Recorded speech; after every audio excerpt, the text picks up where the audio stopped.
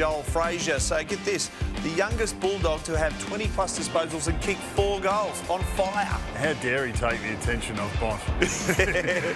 But he is the mini Bont, the junior Bont, the right-footed Bont, whatever you want to call him. If you're compared to and spoken in the same breath as the great Marcus Bontempelli, well, then you're doing pretty well. And this kid was schooled up off half-back in his first year, last year, and came into the team and looked like he belonged from the beginning. Now he's been pushed up onto the wing, through the midfield, and he's starting to hit the scoreboard now. It's a compelling mix, isn't it? Yeah, I mean, his athletic profile really suits the way the game is being played. You've got to be a transition player if you want to play midfield, so he's got high endurance, high speed, so it allows him to follow up his plays, get involved 2 or 3 times in the chain. I now want to hear him speak. I want to hear him interviewed. Yeah, we'll get him next time. If that's the one thing Aaron Norton says, he's got the deepest voice at the club. Well, but that means his teammates, if he calls for the ball, they know exactly who it is. Mate, Oh, it's Joel. Let's get it to him. Correct.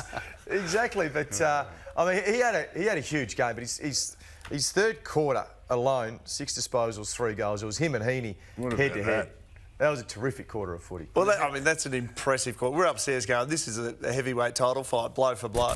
Well, I think Lockie Bramble had 15-1. But this bloke, he kicked 3 in the third, but he kicked one late in that. He kicked that one late in the second, so he basically kicked 4 goals in, probably 19, 20 minutes of football, and just wrested the game back towards the Swans, and it looked for all intents and purposes that he was going to just take the game out of the Dogs' hands. He was phenomenal. I think what we worked out too, I mean, he nails that set shot, but most of their goals came from the pockets, like kicking snaps, Louis, stoppage goals. But you can just see this here. This was a special goal, and that's what Isaac Heeney can do. Yeah, well, their forward 50 stoppages were really damaging. 4 or 5 goals from forward 50 stoppages alone, 7 goals from forward 50. So this was a real potent area for him, for the Sydney Swans. But I just love that. Like, doesn't overkick it, just nurses it through on his left. He's always been one of those players that stepped up when needed. Once again, like we just spoke about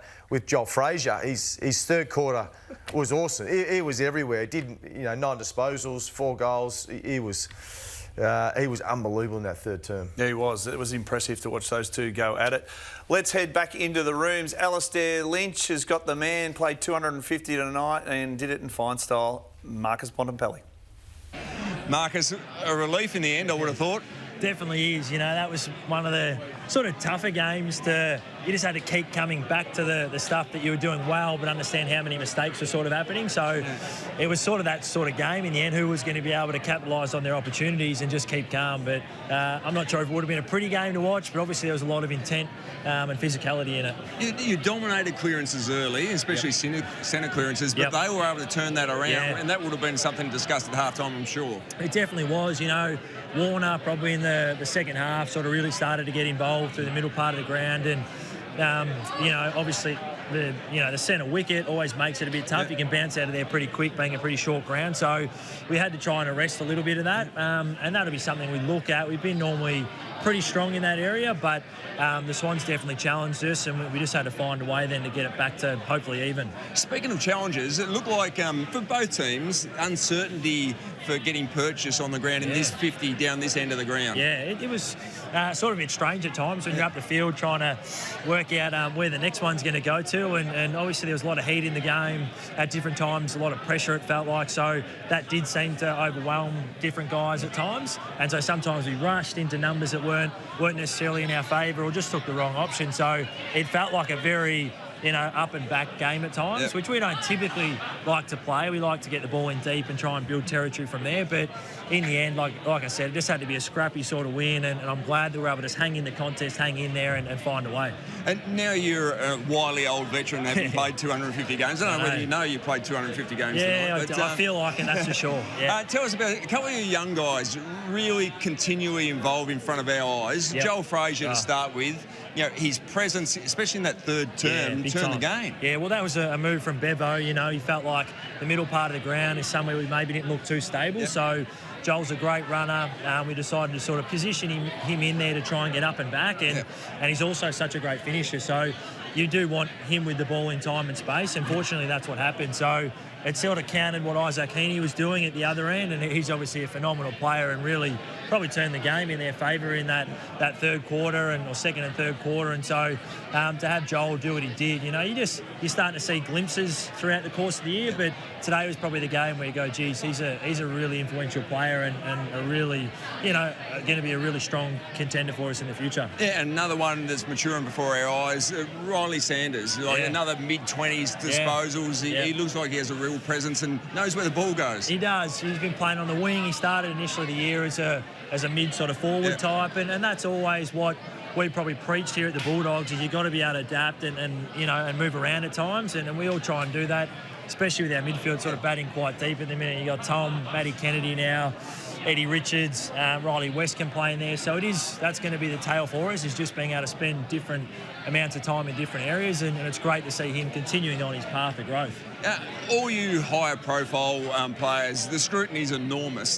Tell us a little bit about Aaron Norton. I mean, I'm not sure how you felt he's been going of late, but he had a real presence up there, and combined with Darcy in that first half especially. Yeah, he definitely did. At different times he would have felt like he wanted to contribute to the game a bit more, and obviously Sam is such a big presence that the big white towel, we just kick it to him so often, and sometimes that means Aaron gets missed out, even when he's blatantly out at times. So that's probably our job up the ground to be able to see both options at times, but I thought he was really strong, especially in that first half, of just competing and then impacting on the scoreboard, because teams are going to put a lot of time into Sam, being how tall he is. So, at times, like you said, it's not always going to go your way. You just got to persevere, and Aaron's that type of character that he'll just keep going about his business and try and impact the game. A great performance by so many of your players, and a really important win. So probably time now you can go and enjoy it with your family and enjoy it with your teammates. Can't wait. Congratulations. Thanks, appreciate it.